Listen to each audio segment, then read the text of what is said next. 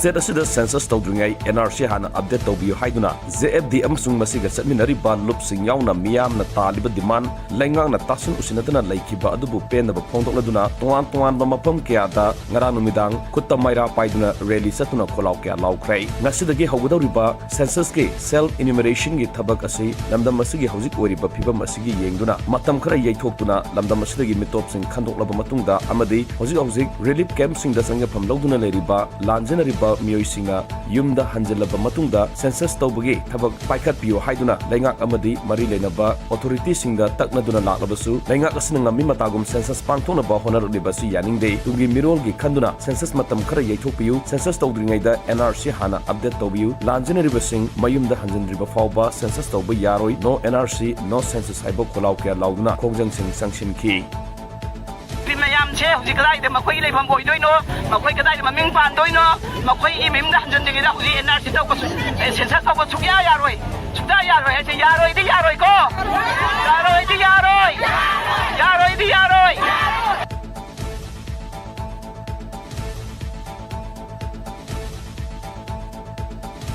lona tingraba lalobalub RPF PLA ge active cadre ane security force na pagatpangam le hairi Manipur police na phongdorpagi matungina RPF PLA ge active cadre ani adu thasi ge hokiba tang 13 ta tuan ba mafamani degi pagatpangam khibani fagalaba lalolup asige miyoi sing adudi Bishnupur district ke napat awang lekai degi hojingna lamphel supermarket ta laiba kumanthem lanchen ba maitei sahi 18 hairi ba miyoi asi wangui police station konba thiam laisang khonggi area dagi fagatpangam khibani atopa miyoi aduna Imphal West district ke langjing achobada laiba CRPF camp ki gate number 3 manaktagi Gretchen Laurembam atopa ming geri sahi kunmanga ma Sengmai police station konba awang lekin thabi Santipur dagi fagatpangam khibani